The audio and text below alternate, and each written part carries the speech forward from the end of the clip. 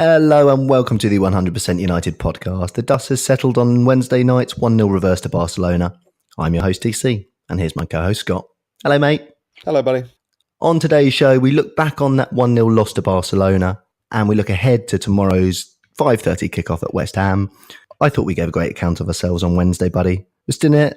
What do you reckon, pal? Yeah, the performance wasn't too bad, was it? But just a shame we didn't come out with anything from the game. I think the only positive we had was that we only conceded one away goal, but I just wish we could have come out with something a bit more from the game. Yeah, I thought we performed really well, Scott, but you're right. A 1-0 loss at home in the Champions League in the first leg is, apart from obviously a spanking, it's pretty much the worst result we can have, isn't it? Yeah, and it sort of just follows suit with our home form in the Champions League. We've only scored one goal all season at home in the Champions League, and it's not really acceptable if you ask me. Yeah, you're right, buddy. But plenty of positives to take out of the other night. I'm going to go straight ahead and say Scott McTominay. What a performance. Unbelievable stuff. Yeah, I'd agree with you there. And Fred was very good as well. I think the midfield three was I think Pogba was the weakest one out of the midfield three, and he actually had a pretty good game. Yeah. But Fred and Scott were both pretty good. I thought Scott was out of this world. I really did. I mean, he reminded me actually of when Darren Fletcher started to blossom. And he started being such an adaptable player. He could play deep. He could play further forward. He could split the defence open. He could hold fort. I thought it was reminiscent of our Darren. What do you reckon? That's a great comparison. I did notice that early on he was really man-marking Messi very tightly. As soon as he got the ball, he was all over him, always looking over his shoulder to see where he was, make sure he was within arm's length of him. And it looked like he had that game plan all game, and he just carried it out really well. Yeah, absolutely. And for any younger listeners who didn't follow Darren Fletcher's career so much, he became an absolutely integral part of our team. And actually, I always look back to the 2009 final in Rome, when obviously we lost to Barcelona.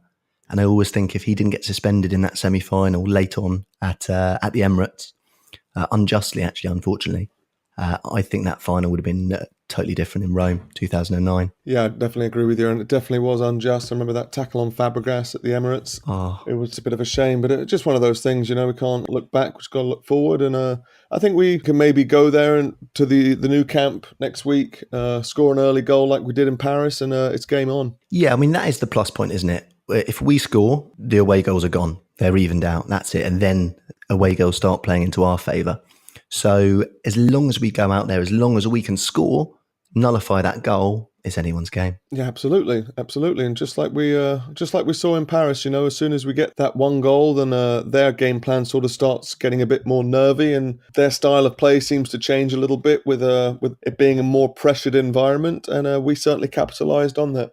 Yeah, and I think actually, I mean, we capitalised that on Wednesday, didn't we? We put a lot of pressure on them.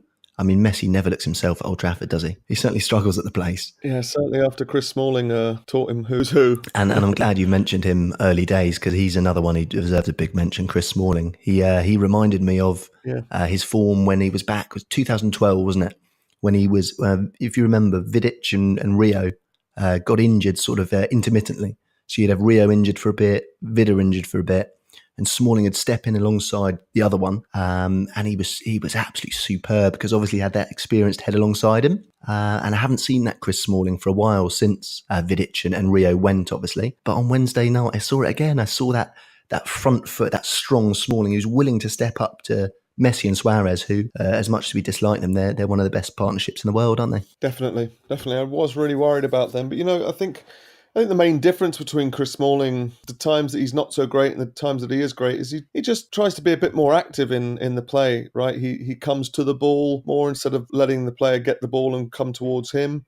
And we certainly saw that with a couple of challenges he made, one on Messi, and I think the other one was on Busquets. But he challenges the ball a bit better, Yeah, you're right. You're spot on, Scott. When he's passive, I worry about Chris Smalling, but when he's on the front foot, I think he's absolutely fantastic. And maybe sometimes when we play in these formations where he's got a few more men at the back, it means he can step forward. When he's in a tight back four, he steps away and then he obviously leaves his partner on his own. But when we've got lots of bodies back there, it allows Chris to step up and smash some people like he managed on Messi. I enjoyed that too, did you? Oh, absolutely. I did think, to be honest, when it happened and he went down, I was like, oh, come on, that was nothing. And then you see blood pouring out his face and you think, oh, he actually did manage to stick one on him. And to be fair, Messi wasn't the same after that, so it probably worked. Yeah, it's funny, isn't it? These slow-mos, it just goes to show. I thought the same. He's hardly touched him, but he smashed his nose. So it just goes to show these slow-mo replays, they're very deceptive in terms of, well, obviously we're going to discuss VAR later, but when you slow it down, you lose the whole image of the play. I think it distorts it, certainly, doesn't it? It doesn't, and we forget how quick the game is. I mean, I couldn't believe the pace in which the game was being played on Wednesday, and you're absolutely right. When you slow everything down and you can sort of see every little nook and cranny, then it's a completely different game you're watching. Yeah, and let's start at the beginning. So obviously Ollie set up. He kept us all guessing, didn't he? Our lineup predictions were a little bit off. I started with Lukaku up there with Rashford. What do you think of that decision? I don't think Martial was 100%. I think it was probably the best decision on the night. Lukaku is a real handful, especially to, let's say, centre-backs who aren't used to playing someone as strong and as quick as him. He is actually blindingly quick when he gets a head of steam going. It's hard to say that it was a bad decision because he actually played all right, I thought, but it was interesting for sure. Oh, I thought he played well. I thought it was a good decision. Actually, I really did. I thought Ollie set up well. We got to remember that Ollie's come out and said he does prefer to play the second leg away in Europe. Unlike most managers, he prefers to have the first leg at home and then go away. So we saw a little bit more of a defensive setup because obviously Ollie's happy to keep the first leg tight and then go for it in the second. But I thought tactically, I was very impressed with Ollie. I've got to say it was a big green tick next to his name there because he nullified one of the strongest teams in the world. Yeah, I would definitely agree with you. I think that I actually agree with him as well. I think that the advantage is perhaps on the team with the chance to score the away goals in the second leg. At least we go there. We know exactly how many we got to score and exactly what we got to do to win. We lost 2-0 at home to Paris in the last round, and we went away and we knew exactly what we needed to do. We knew if we won 3-1 or we just scored 3 goals, then we were going to come through in the end of it. I think it does actually maybe give us the advantage a little bit. Yeah, well, I mean, psychologically, you think about it, Barcelona 1-0 up, and they know full well. They know we score, and they're in all sorts of trouble. So the game starts with them on tenterhooks a little bit. So I'm kind of agreeing with Ollie a little bit here. If you've got an attacking team with plenty of pace in it, then maybe he's right. Maybe going away second leg is an advantage because, of course, these rules came into play decades ago when travelling took days. So away goals were worth that much more. You've got a squad arriving that are depleted, and they've been travelling for, as we said, days. So maybe, I mean, they have discussed, haven't they, disbanding the away goals rule. Would you be a fan of that in the future? No, I think it gives an extra edge to the knockout rounds. I always found it a bit of reverse psychology, because it just enforces the home team to want to defend a lot more and not concede at all. Yeah. I wouldn't like to get rid of it, but if you were to change it, I'd perhaps say home goals would go through and make the home team play on the front foot and attack a bit more instead of making it a bit of a cagey affair. Yeah, I mean, I kind of like it how it is, but I am open to change in general. But I think the away goals, I think it makes for very dramatic games and endings, which I do like. And then obviously we started well, but obviously we conceded through Luke Shaw put through his own net.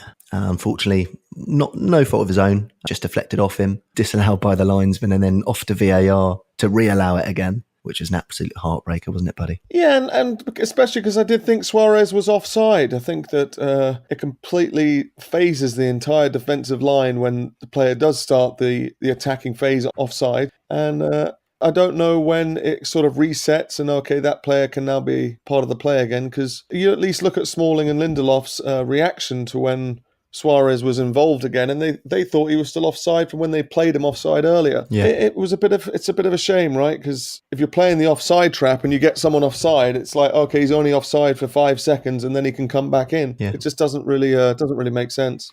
I've got a question. I don't know, Scott, but did the linesman put his flag up before the ball went in the net? Do you know? I'm not sure. I don't think he did. I don't think he did either. I think he put it up as soon as Suarez got involved. He put it up because he remembered, he was offside from earlier. So it would have been before it went in? I think it was right around that time. I didn't see. I just I saw him wheeling away and then heard the Stretford ends cheering and realised that it must have been called offside. Yeah, because, I mean, you think about it with VAR. If a linesman does put his flag up, the goal's scored and then they disallow it from VAR. That seems wrong to me. That a linesman would be flagging, catching the keeper, the defender's eyes with his flag, and then it's play on. So are we now saying ignore the linesman totally? If he puts the flag up, ignore him, and only play, well, like they say, to the ref's whistle. Do you know the clarity on that? I don't. I did see De Gea's reaction as soon as it went in, and he was flagging towards the linesman to say, I thought you flagged him offside, or he must have been offside, something like that. Yeah. But you're right, it has to distract them a little bit. And when in situations like that, when split seconds count, it's hugely detrimental to everybody's concentration when you either know he's offside or you see the flag and then suddenly he's not. It just doesn't seem fair. But it doesn't seem fair when you concede a goal like that, right? But if it were to have happened to us, we would have just laughed it off and said, well, he's not offside, get on with it. 100%. Absolutely we would. But you know what? On the plus side, we responded very well to the goal. I think we didn't fall apart at all. And we kept on the same, didn't we? I mean, I really don't have too much of a criticism of our performance. I thought we were really good on the night. I really did. Yeah, I think the goal actually seemed to calm us down a bit. I thought that before that, the first 10 minutes or so, we did seem a little bit all over the place, a bit nervous. I think the goal maybe calmed us down a little bit. I have to say, though, our crossing was pretty poor all game. We put dozens and dozens of crosses in. I don't even know the final count, but very few of them actually hit their targets. And it was a real shame because I thought that could have been a way that we could have punished them and capitalised on their attacking fullbacks by being able to get in, have the time to be able to put in good crosses. You're spot on again, Scott. Our crossing was awful. And actually, if we're going to criticise the team at all, and then the crossing was very bad and the set pieces were absolutely desperate again. And it's just so frustrating when you do such a tactically astute performance, when you hold your shape and you work as a team, as we did, to not put the ball into the danger zone from free kicks and corners is just heartbreaking because those are your chances. We know Barcelona are weak from them, and I don't know how many times we hit our men, but it wasn't very much, was it? It definitely wasn't. And how many free kicks hit the wall directly? Oh. It was just kind of unacceptable. You know, we've got these great, on paper, it looks like we've got great free kick takers and good talent from dead balls, and to not being able to get a corner past the first man or to hit the wall, and not just hit the top of the wall or hit like the jumping man. You're hitting players in their midriff. You know, it was pretty frustrating to watch. It was, and there was one standout candidate. You know, I don't like to slam people on our own team, but I must say Ashley Young was the one sort of black mark on the evening. I thought he was pretty bad, wasn't he? He didn't have a great game, no. No, I mean some of those crosses were wayward to say the least. They weren't quite on Bebby's standard, but it was getting there, wasn't it? Yeah, and again, it seemed like he had a lot of space and a lot of time to whip some good balls in, and we know that he can put a really good cross in. If anything, I would have actually liked to see him swap over with Delo and play on the left, because when he cuts in and swings it in, he sometimes has a bit more luck. Much more. And I noticed Delo started on the left back, and if he would have been brought through to right back, and we could have maybe swapped those two mid-game, it might have changed things, but who knows? Yeah, no, you are right, and actually remember when Ashley Young played as an outright winger, he was always better on the left anyway, wasn't he? He was. Cutting in, whipping those balls in. Rooney used to be all over them like a rash, didn't he? Yeah, he sort of, he almost coined those, didn't he? He was the first one to really start cutting in from the left and whipping in swinging crosses. He's been doing it for over 10 years now, and you just would have hoped that sometime throughout the game, maybe at half-time even, you would have... You could have seen them change over, but it wasn't to be. Yeah, and Delo over on the left did make us nice and solid over there, to be fair. And obviously Delo is going to be called into action tomorrow against West Ham, because we have Luke and Ashley suspended anyway, so it makes sense to have Delo on the pitch. But yeah, you're right. It might have been the right option to stick Delo on the right, stick Ashley Young on the left, just from the way the match went. But I get the impression Ollie had drilled these players in that formation day after day after day, and that's probably why he didn't make the tactical switch. I would have thought potentially it looked like a very drilled performance to me. Yeah, I'd probably agree with you there, and I think that you can sort of, now we get close to the end of the season and closer to the summer, we can see what areas we need to strengthen. It was good to see Delo play at left back, because I didn't expect him to play as an inverted wing back so well, but I think we do need some quality in the full back areas. Yes, and especially right back really, because obviously Luke Shaw is is growing on the left. Delo, as you just mentioned, can play on the left, but the right back slot looks like it's a glaring position in our team that needs strengthening, right? I think we have Timothy Fosu-Mensah as well coming back. And I actually read a stat the other day that he is the quickest player in the Premier League this year. He has reached the highest speed out of anybody running in the Premier League this year, which is a good thing to have. You've absolutely shocked me with that, Scott. Yeah. I must say. I was shocked to read that Lukaku has reached the highest speed out of anyone in our team, faster than Rashford and Martial. I tell you, when he starts to move, he can sure shift. He just doesn't move. His legs and arms don't move as fast because he's bigger, right? Yeah. So he doesn't look like he's moving so fast. And when he gets, I guess it's his acceleration that he loses out to Martial and Rashford, right? So Martial and Rashford look quicker because they take off that much quicker. But once Lukaku's got going, God, I wouldn't like to be in front of him. No, he really can. He really can get going. Yeah, and to be fair to Lukaku, he's got a really good mentality about him. When you give him a job to do, like he was obviously given a job to do on Wednesday night, he does stick to the task. He's not one of those egotistical strikers who will go missing, just start hanging around up front and not pressing. You give him a job, you ask him to stretch the fullback, you ask him to press. And he does carry it out to the letter of the law, doesn't he? Yeah, he's a good team player as well. If anything, he could maybe be a little bit more selfish, like when he first came to the club, to be honest, and he was playing a bit more on the last man and looking at his goal ratio a bit more than his passing statistics. Yeah, and what do you think about Lukaku? Because obviously there's been murmurings that he's not as happy as he was. Would you like to keep him as part of the stable of our strikers for next season? Or would you be looking to move him on and get someone with a bit more speed and creation in? Well, as we've just touched on with the fullback areas, I think that we have more important areas of the pitch that we do need to strengthen. I think that he's not a terrible player. As I said, he's a good team player and a good player to have within the squad. But you just worry that he's not going to bring the same attitude and the same effort when he's coming off the bench as when he's starting a game.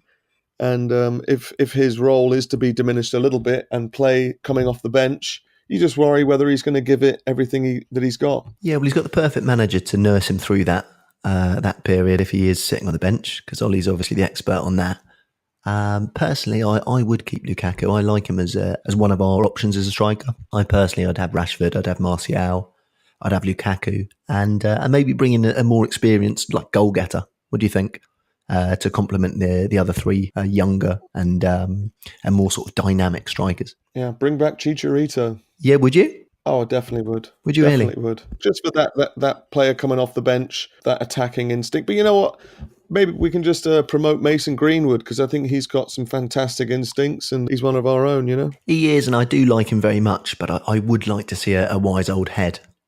Just to bring the best, like Zlatan was obviously a superb wise old head, but he also he had a really good effect on a lot of our team, and I'd like to see sort of a character of that ilk, maybe someone who's not as great a player, but someone who can just guide these youngsters, because it is a young strike force, and I presume that Sanchez will be leaving in the summer too, so that'll be another experienced player going out, and maybe we need one more in, I would say. Yeah, that's pretty fair. And I was just thinking about that if only we could just move Sanchez to be an out-and-out striker like he was at Barcelona a bit more. I just don't think it's going to work for him, is it? The problem with moving Sanchez to the position of out-and-out striker is he doesn't score any goals for us, Scott. Yeah. So that's the big problem, isn't it? I mean, that would have been if Sanchez had got off the mark and started just banging them in, then that probably would have been what had happened, because he's losing a bit of pace, and he can play as a striker or as one of two strikers, but he's just not scoring any goals, is he? No, now it seems like he's trying extra hard, and it's just going further south. Yeah, he's kind of got the old Forlan disease, hasn't he? When it started badly, and it's just, although he's obviously a good player, it's just not going to work for him at United by the looks of things. Yeah, that's a good comparison. So obviously, I would say that we had many, many good performances, Scott, from a variety of players. I know who my man of the match is for certain, but I know you're the man with the bottles of champagne. So who's getting it this week, Scott? Yeah, you say bottles. I'd probably have to give one to Fred and one to McTominay. I thought they were both great. We were worried without Ander Herrera, we could have lacked a bit of passion, a bit of Nous in there, but I thought that they were both really, really good. And I think moving forward, I'd like to see them starting pretty much every game, those two with Pogba. There's an element of pride as well that now we're watching McTominay get better and better that I really like as well. And long may it continue, because I hope he's going to be a really integral part of our team for years to come. Yeah, me too, Scott. And are you seeing this pattern that I flagged up in terms of Fred's performances with Matic and without Matic? Yeah. Are you with me yet or not? Yeah, it's pretty spot on there, pal. Yeah, I just think for some reason they just don't work. But the midfield looked really, really good. We're playing against a team that's renowned for possession, keeping people blooming, chasing shadows. And those three, they were absolutely superb. But what I will say is I give you one job, Scott, the man of the match every week. And you keep on giving me two. What's going on? Imagine they did that on TV. We'd be slagging them off. You fazed me by saying I had bottles of champagne. All right, if I have to give one, it's going to be McTominay. He's got it again. He has got it again, hasn't he? Yeah, we gave it to him at Wolves as well. I honestly, Scott, I was blown away by how good he was. Look, he always gives 100%. He always looks like he's up for these big occasions. But when he started just sort of turning out of every tackle or dribbling past four people in midfield, I was going, what is going on here? It was unbelievable. Yeah, it was wonderful to see. It really was. I think that the more stories we read about Ander Herrera leaving at the end of the season, I think that that's a perfect spot for him. I think that when Josie brought him into the squad, he wanted him to be the defensive midfielder, and I don't think that really works for him. I think he actually gives us a bit more positivity moving forward, and likes to pass forward instead of sideways. I think he's going to be, as I say, a really integral part of our team. Yeah, I totally agree, Scott. And what I will say is on Wednesday night, he impressed me again, but also he made me realise his ceiling's a lot higher than I thought it was. I had great faith that he'd be a good squad player.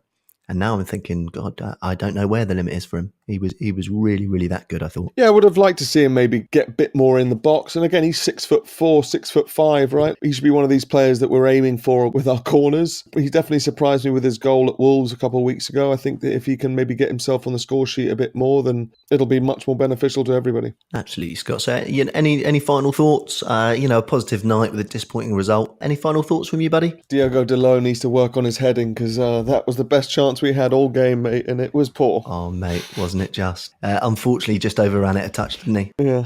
He was just amazed that he was in such a space and he had the freedom of that half of the box. I couldn't believe it when I saw it float back across, Scott. I was like, oh, dear me. I thought it was our moment. I really did.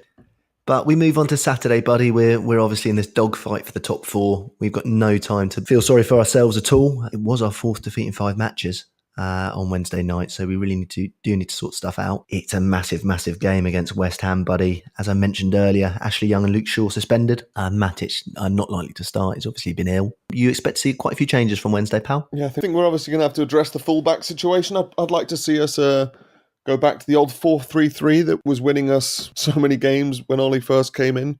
I'd like to see Jesse and Martial come back in, because I think they bring us a real huge dimension that we really need right now. They bring us that cutting edge, you know? So who would you have as fullback, buddy? We've obviously got Dalot is available. He will start. And then we've got Young and Shaw, obviously, as I mentioned, suspended. Who do you think is going to take the other spot? I think Darmian's injured as well, right? Am I right in thinking? He wasn't listed on the injury list, but it might be just because everyone's forgotten he exists. Yeah. I'm not sure. I don't know if you play Rojo at left back or you play Phil Jones at right back. Bailly at right back, maybe. I mean, he's still carrying an injury, isn't he? I believe. It's not an easy one, is it? Definitely not. It's not an easy one at all. It might actually force his hand to play 5 or 3 centre backs and have more wing backs, and maybe even stick Fred over there on the left. But it's a really interesting one. I think that's probably the way it'll go, Scott. I think it probably will be a back 3 again. Just to make, obviously Dalot will slip in on one side, but we don't have a glaring option, do we? We don't have something that stands out to pop on the other side, whichever side Dalot gets put on. So I think you're probably right. Probably will go for 3 at the back. If you were to have 3 at the back, Scott, who would you start as centre back on tomorrow evening? I think Smalling and Lindelof are going to keep their places, and then probably Phil Jones is going to come in. You know, Ollie's really surprised us the last few games by either having Luke Shaw at left centre-back or Ashley Young at right centre-back, so I'm sure he's going to surprise us again. I was actually thinking, just yesterday, Ollie's actually a really, really hard manager to predict the lineups and the tactics, isn't he? He changes a lot. If you look at his body of work since he took over as our boss, He's made a hell of a lot of changes tactically, personnel. He's a hard one to keep up with, isn't he? He's maybe even worse than his mentor, Fergie. I think he's still just feeling out the squad, right? I think that these are the kind of things that you mess around with in pre-season, and we haven't had a pre-season, so he's still just trying to feel out the squad and see who works best at different places. It's just good to see that he's got faith in a lot of players in different positions. Yeah, you're right. And many people said, oh, well, let's judge him when the big games come around. Well, he played against Barcelona on Wednesday night, and I would say tactically, he didn't look out of his depth at all, did he? No, tactically, he probably got things pretty good. I think that, I remember the past few years when English clubs would come up against huge teams in the Champions League and lose their home legs 3-4, 5-1 or whatever it was. When that goal went in 12 minutes, I had a lot of fear coming across me that there was going to be one of those nights. And for him to regroup everybody, come out in the second half, especially, and really bring it to them, I think that he's tactically pretty fearless. He is. And it's a real change from old Mourinho, because if anything, he was always... And Louis. Yeah, they were both just overly cautious. Yeah. They had faith in their system more than they had faith in the players. And I think that if anything, Ollie's just saying, listen, I have faith in you in this position. Go out and show me that you can do it. Yeah, he's a manager of the ilk of Manchester United, isn't he? He's a man who carries our traditions and tries to move forward with them, which is, I mean, massively exciting for us. Obviously, it's early days, but I was very happy with him again, I must say, on Wednesday night. Really happy. Yeah, and long may it continue. I think that once he gets a few more players in there that he trusts to play his game, then some of these odd decisions at putting players in certain places will actually seem to pay off a bit better, because he's got the team around him that he wants. Yeah, you're right. And he could do himself a massive favour by qualifying for next year's Champions League, of course. We've got Spurs kicking off at lunchtime. So potentially they can move 3 points further ahead of us. But then we're in the evening kickoff. And then obviously Chelsea travel to Anfield on Sunday. And then Arsenal to Watford on Monday. So potentially we can go up above Arsenal. We can't catch Chelsea tomorrow. But it would be a massive load of pressure on Chelsea and Arsenal with them travelling away to two very hard grounds. Yeah, and let's hope that Arsenal's away form continues, because I think that they're the most achievable of teams we can overtake in the short term. I think that Spurs as well are going to have their heads turned in the next couple of weeks. They've got to go to the empty head twice in a week. Yeah. Let's hope that we can catch them too. I've still got my fingers crossed for third. It's maybe not so locked down as I thought it was, but I've still got faith. You know me. We're going to pull it out of the hat. Absolutely, mate. Brilliant stuff, buddy. So yeah, what about a score prediction for tomorrow then? 5:30 kickoff, Old Trafford. Old Trafford's turning into a little bit of a fortress again, I've noticed, in terms of the atmosphere, in terms of the sort of energy in the stadium. It seems to be turning back into a place where people really don't want to come. What do you think? We'll turn over West Ham tomorrow? Yeah, definitely. I'd go 3-1. Yeah? Yeah. Very nice. I think Rashford needs to get his shooting boots back, and hopefully he can get a couple goals in and give him a bit of confidence for next Tuesday. Lovely stuff, mate. Well, you know me, Mr. Positive. I'm going 4-0. I'm going bounce back. We go out there and we absolutely tear into them. 4-0 Manchester United, Old Trafford. 4-0, bloody hell. You always seem to surprise me with your predictions, Thomas. I sometimes surprise myself, Scott. To be honest with you, they just come to my head and then I go for it. All right. That's a problem being madly optimistic. You see, you just you're always moving on to the next game, just like Ollie and Fergie. You know, you lose a game, you move on to the next one. And I reckon after Wednesday night, we're going to have a really, really positive reaction. I'm very, very confident. Yeah, you definitely hope so, because Tuesday's really close. It's only a few more days until we have to go to the new camp, and we need some momentum now, because 4 losses out of 5 is starting to pile up now. Yes, Scott, but again, let's look on the bright side, because for the last few years, our seasons have ended. Oh, God, I mean, in one season, what did it end in December? In terms of what we used to. But now, look, we've got a second leg of the quarterfinal of the Champions League away in Barcelona. Only 1-0 down to look forward to. We're knocking on the door of the top 4. Of course, it's not what we want to be going for, but we are moving in the right direction. As a team, we seem to be improving back to where we belong. So against the last few years we've had, this is a marked improvement, isn't it? Yeah, it definitely is. And these Champions League nights make everything a bit better compared to even winning the Europa League a few years ago. It pales in comparison to the emotions that the Champions League nights bring up, and long may those continue. That's a very good point, Scott, actually. You're right. It was. Europa League, when you got to the final, obviously you were desperate to win it. But the eliciting the same emotions, it just didn't happen, did it? When you're used to, when you've dined on a diet of Champions League football for the best part of 20 years, the Europa League just doesn't cut it. No, it definitely doesn't. You know, the 5 times we've got to the Champions League final last few years, you can pretty much name who we played in the semi-finals, who we played in the quarterfinals, and you can remember those games as though they were played 20 minutes ago. Yeah. But thinking even back to that Europa League winning year, you've really got to think, who did we play in those semi-finals and quarterfinals? You know, they were sort of just regular games. Yeah, you are right. You're right. Absolutely. So back where we belong, and long may it continue. We really do need to get this 4th spot. I'm positive, Scott. I'm sure we're going to have a lovely result tomorrow. So on to tomorrow afternoon. This season is still well alive. We'll see you on Monday for another podcast. Like, subscribe and follow. Our Instagram is @United100podcast. Thanks again, Scott. Thank you, TC. Cheers, Reds. We'll see you soon. Before we finish, do I have to wish you a quick happy birthday, mate? Thank you very much, pal. I hope you're going to do something tonight to celebrate, but I know all you really want for your birthday is 3 points tomorrow, don't you? It is indeed. Cheers, Reds. We'll see you soon. Ta-ra.